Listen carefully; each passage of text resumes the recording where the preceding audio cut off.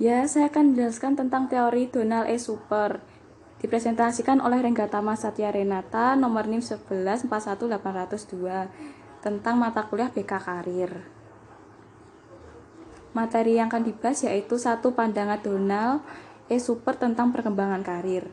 2. Teori perkembangan karir menurut Donald E. Super. 3. Konsep-konsep umum tentang teori Donald E. Super. 4. Proses pengembangan karir. Pandangan Donald E. Super tentang perkembangan karir. Merencanakan suatu pandangan tentang perkembangan karir yang berlingkup sangat luas, karena perkembangan jabatan itu dipandang sebagai suatu proses yang menyangkut banyak faktor. Faktor itu sebagian terdapat pada individu sendiri, dan untuk sebagian terdapat dalam lingkungan hidupnya, yang semuanya berinteraksi satu sama lain bersama-sama membentuk proses perkembangan karir seseorang. Teori perkembangan karir menurut Donald E. Super. Pada tahun 1950-an, Super bersama sejumlah kolegennya mulai berformulasi teori perkembangan karirnya, suatu perangkat dengan 10 posisi mengenai struktur dan bersifat pengembangan karir. Diterbitkan pada tahun 1953. Pada tahun 1957 dilakukan lagi pembahasan 2 proposi. Ke-12 proposi adalah sebagai berikut. 1. Orang-orang berada dalam kemampuan-kemampuan, minat, dan kepribadiannya. 2. Setiap orang memenuhi syarat atas dasar sifat-sifat ini untuk sejumlah okupasi. 3. Masing-masing okupasi ini memerlukan suatu pola khas mengenai kemampuan-kemampuan, minat-minat, dan sifat kepribadian dengan toleransi-toleransi yang cukup luas untuk memungkinkan variasi okupasi bagi setiap individu dan variasi individu dalam setiap okupasi. Lanjutannya, 4. Prevensi dalam kompetensi vokasi, situasi-situasi di mana orang hidup dan bekerja, dan karena itu konsep-konsep dirinya berubah karena waktu dan pengalaman. 5. Perubahan ini bisa dirangkum dalam suatu rangkaian tahap kehidupan atau cycle yang dikenal sebagai pertumbuhan, eksplorasi, kemampanan, pemeliharaan, dan kemunduran. 6. Sifat dari pola karir yaitu taraf otak okupasional dicapai dan sekuensi. Lanjutannya ke-7.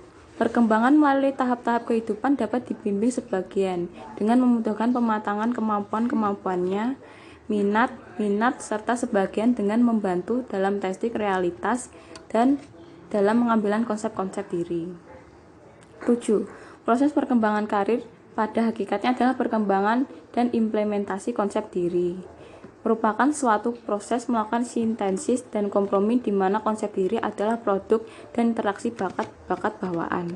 Keadaan tubuh, kesempatan memainkan berbagai peran, dan evaluasi mengenai tingkat di mana hasil peranan yang dapat dimainkan terdapat persetujuan dari atas dan kawan-kawan. 8.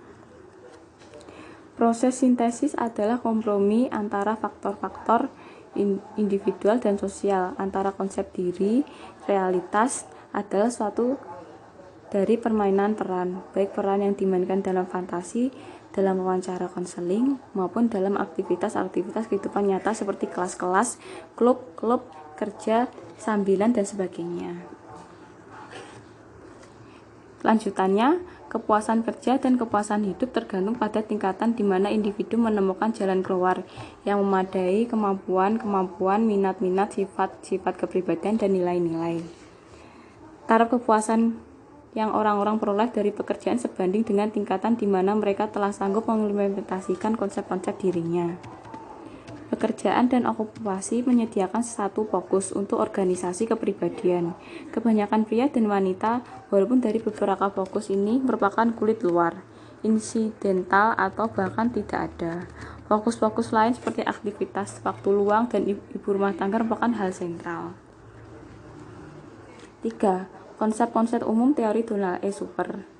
Perbedaan-perbedaan individual, pola-pola kemampuan kerja, pola identifikasi dan peran model yang diperoleh, tingkatan-tingkatan kehidupan, kontinuitas penyesuaian.